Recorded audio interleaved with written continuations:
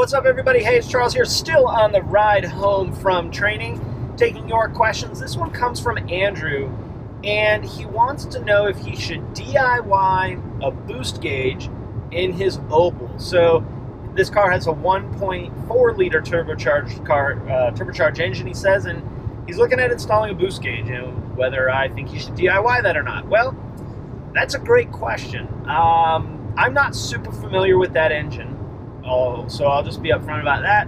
But I think I have some pretty good tips on DIYing anything, and especially putting in a boost gauge, because I've seen some really awesome boost gauge installs that you never even really noticed that it was there, both in the engine compartment, or in the engine compartment, both under the hood or in the cabin. There's some pretty trick boost gauge pods out there that integrate either in a vent or maybe where the clock is or wherever. So I think if you are running a modified car with a turbocharger, you really do want a boost gauge. Even if you're not running a modified car, boost gauges are still kind of cool. So there's two types of boost gauges. There's the kind that use actual vacuum and boost to display on the gauge. That's the kind that I like better.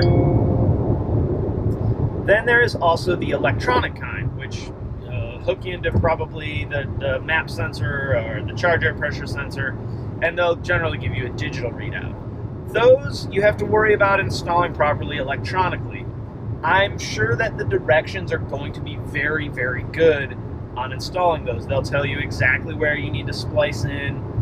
Just make sure if you're doing that, you're doing a good quality splice, whether it's the good Scotch locks, because there are some good Scotch locks, and some of them, especially inside the car, it's okay thing. I'm not the biggest fan of them overall, but there are some out there that work really, really well. They won't tear up your engine room harness, and they won't corrode your wires. So you want to make sure you're using good quality stuff, or if you're cutting and soldering in, which is a VW factory repair no-no. But if you're good at soldering and don't use bad techniques, then I don't think you have a problem. In fact, I've only seen a handful of ECMs smoked from bad soldering practices. That's usually when they ground out an injector. I think all three of them, have been a grounded out injector. So just be really careful with that. Then there's the kind that actually use the vacuum and pressure to give you a readout. These are typically, from my experience, more likely to be an analog gauge, so it'll have the needle, right? And it'll show you vacuum to boost.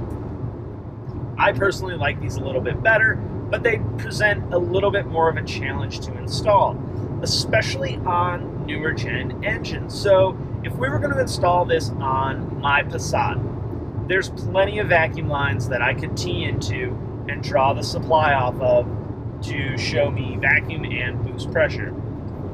Very, very easy. On the new stuff, everything is form-fitted pipes. No more is it like the 3.5 millimeter flexible vacuum hose. It's all hard piped in. So there's a couple of things we can do. There are companies out there, and I don't know that they make them for your engine, but I know they make them for other engines. Companies out there that'll make a new form plastic piece with a piece inside of it for you to go right to your vacuum gauge. So you can just go right into that, install your gauge where you want it, and then run your line to your gauge, and then hook up your lighting circuit. Most of those will have a backlit, generally are dimmable as well.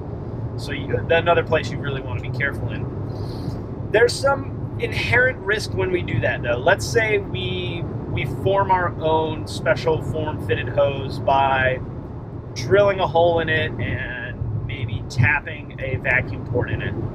We need to make 100% sure that's sealed. Not only sealed for vacuum, which is going to create a pull, but we need to make sure that it's sealed for boost, which is going to create a push. So this needs to be sealed both directions. Not only that piece, but as we move down the circuit for our vacuum, for our boost, we need to make 100% sure that it's all sealed. So when we put the vacuum line on it, we need to make sure that's sealed. As we pass through into the cabin and route it to the location of our boost gauge, we need to make sure that's sealed. We also need to make sure that it's secured so that we don't run into an issue where maybe when we move the steering wheel up and down, it pinches our vacuum line or cuts our vacuum line. pinching is not a big deal. That will really only cause our gauge to not work correctly. It's when it splits open, now we've created a problem that our car didn't have. We've created potentially a vacuum leak under idle condition, and we've created a boost leak under boost condition. Both of those are bad things. Both of those can cause check engine lights. Both of those can make our cars act weird and perform poorly. And then when we take it to the dealership and they find that you install the vacuum or a boost gauge, then they say, sorry, this one you're paying for. So we want to make 100% sure we use good routing techniques when we route our vacuum and our wiring in our boost gauge install. So for the most part, I think most everybody can do this. It's not hard. The other place I'll caution you, and the place that I really don't like to see people install boost gauges, is anything to do with the brake vacuum assist. Certain cars are going to actually, you're not going to have any luck doing it that way anyway. The cars that have a mechanical vacuum pump installed on them, so the 2-liter TSIs, I think the 1.8 TSI, the 2.5 if you, for whatever reason, had a turbocharged 2.5 liter, those all have vacuum pumps bolted onto the side. So the vacuum that's created for the brake booster is not affected by boost in any way, shape, or form. We want to find another location other than the pipe that would go to the brake booster in order to install our boost gauge. And the reason is we don't want to affect vacuum anywhere in the engine, but we really don't want to mess with it when it comes to vacuum assist for our brakes. So I really don't like seeing that. You know, your car, you do what you want, but just remember you're putting your life at risk potentially when we do stuff like that, and maybe we don't do it correctly. So highly recommend against doing that. But Andrew, great question, man. Hey, good luck installing your boost gauge. I think you're probably more than capable of it. It's not very hard. Just use some good practices that we should always be using when working on cars, and you'll be just fine. So, hey guys, if you have a question, shoot me an email, charles@humblemechanic.com. Put question for Charles in the subject.